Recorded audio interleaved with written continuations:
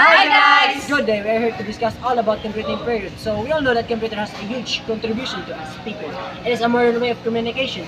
Did you know that computing period encompasses various stages of technological advancement and development? It is typically divided into 4 ages, which is first, The pre-mechanical age, the mechanical age, electromechanical age, and lastly, the electronic age. so Mrs. Bernard will discuss you all about the pre-mechanic age. So please stay with us until the end of the video.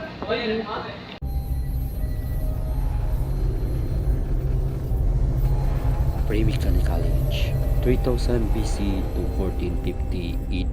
where there were no phones, gadget, or any trace of social media.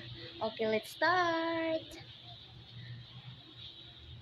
The pre-mechanical age lasts from 3000 BC to 1450 AD.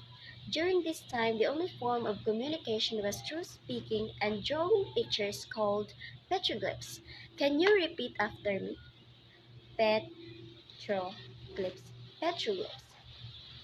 Through the years as they learned how to write, they tried writing symbols or substitute for pictures to depict objects, ideas, animals, and etc. So, the cuneiform was formed in Mesopotamia by the Sumerians. They used signs to convey sounds and words. They take it a step further when the Phoenicians developed the first ever alphabet. It was also when the modern day alphabet was born. The Sumerians then created a stylus, which could scratch mark on wet clay. So, practicality from the heavy and bulky stone tablets, humans had thought of using papers as a storage of information through the use of the famous papyrus plant. So, this was also the time when books were introduced as people learned how to compile and bind their written records. From the growing up from the growing numbers of books, libraries were created as the first data centers in history. In the last stages, humans learned the numerical system that enables a simpler and faster of the counting. The best known device to come out of the pre-mechanical age to definitely be the abacus. The abacus from China, the most popular device in this period, was made and the first devices to process information. As you can see, the numerous invention and contribution that the pre-mechanical age brought to the world. So, I hope you learned something today. Thank you for watching.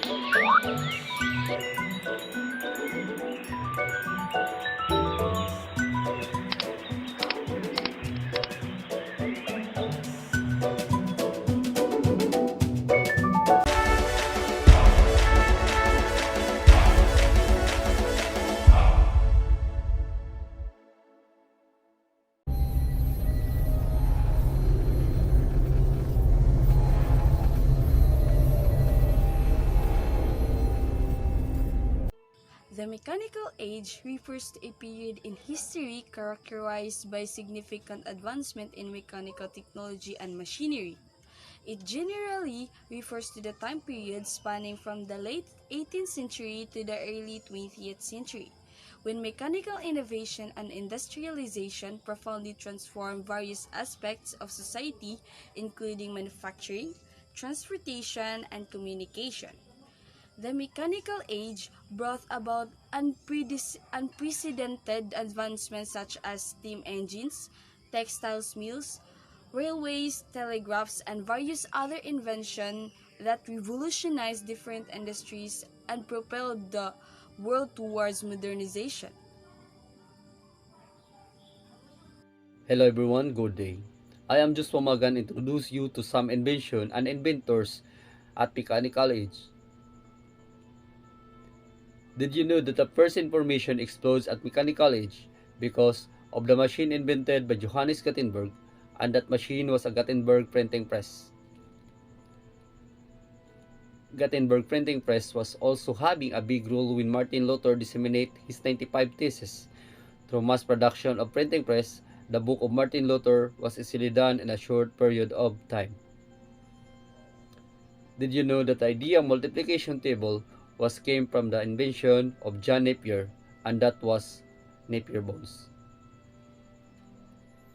Did you know that the slide rule didn't count numbers, instead it measures?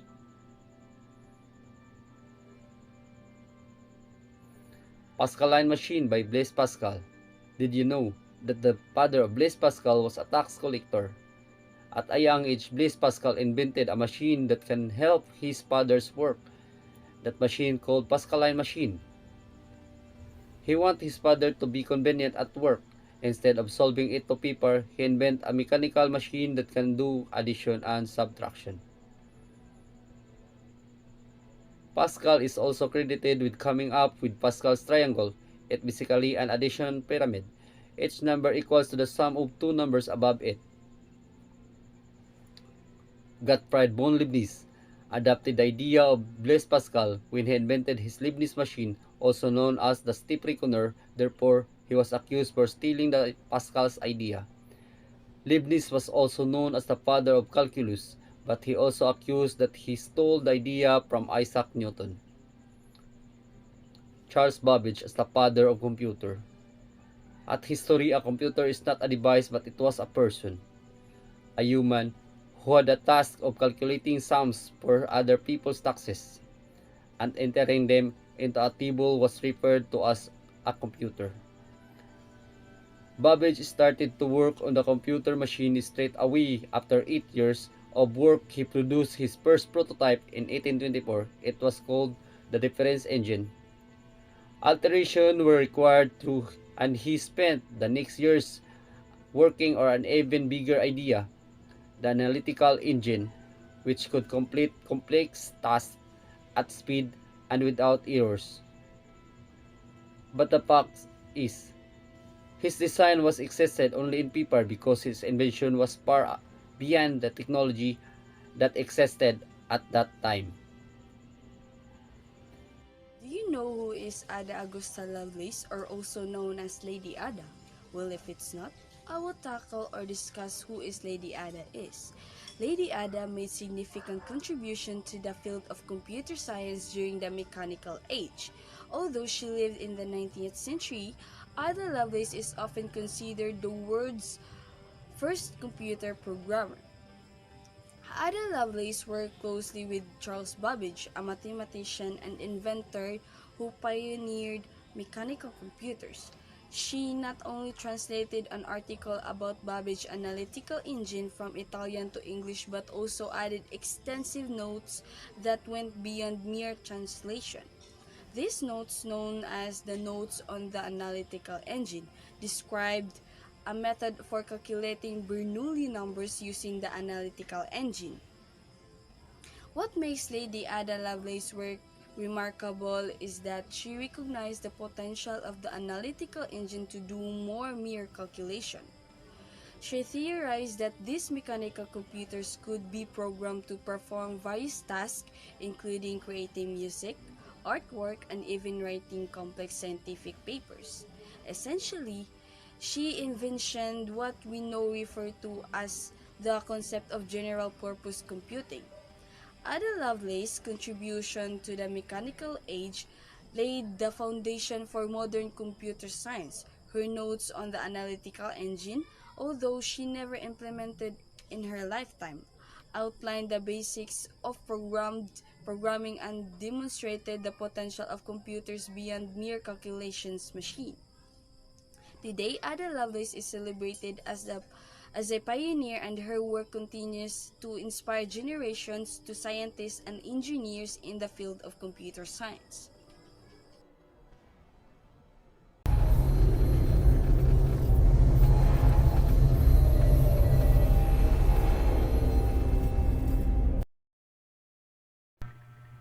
Hi guys, I am Hasty Maningo. By the way, I'm the one who will discuss you all about the electromechanical age. Let me give you a brief context. So, electromechanical age is a period in history during late 19th and early 20th century when machines and technology began to incorporate both electrical and mechanical components. So this era is marked a significant transition from purely mechanical devices to those that utilize electricity to enhance functionality. So The development of electromechanical age was driven by advancement in electrical engineering and the invention of practical electric power systems. So, the introduction of electric motors revolutionized industries such as manufacturing, transportation, and agriculture, enabling the mechanization of previous labor intensity tasks. So, during the electromechanical age, there are several significant discoveries and advancements. Here are a few notable ones. So, number one is telegraph by Samuel Morse. It allowed long distance communication through the use of electronic signals. So, second is telephone by Alexander Graham Bell. So, the telephone is 1976, enabling the transmission of sounds or electric wires. So, it can help us to communicate to our loved ones.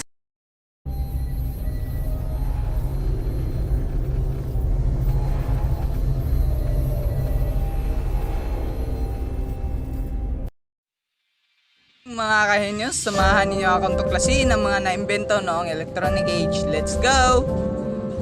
The creation of transistor-guided electronic age, they apply the power of it that lead to radio electronic circuit and early age. That this era made long-distance communication easier. Transistor radio in 1947 is a small portable receiver that used transistor-based in circuitry. Television in 1941 is a telecommunication medium used for transmitting moving image in monochrome black and white or in color and in 2 or 3 dimensions and sounds. Main computer, large electronic computer, colloquially referred to as big iron are computer used primarily by large organization for critical application, bulk data processing, such as census industry, consumer, statistic enterprise, resource planning, and transaction processing. EDSAC in 1949 was the early British computer. UNIVAC 1 in 1951 was the first commercial computer that invented in the United States. EDSAC 2 in 1958 became operational since 1958. Videotape in 1958 is a magnetic tape used for sharing video and usually sounds in addition. I better as the Apple I or Apple I, that is Apple Computer 1, is a desktop computer released by the Apple Computer Company in 1976. Apple Computer 2 is an 8-bit home computer, one of the first highly successful mass-produced microcomputer products. Mobile phone in 1979 started in Japan, early but became mass media only in 1998 in Finland. Okay,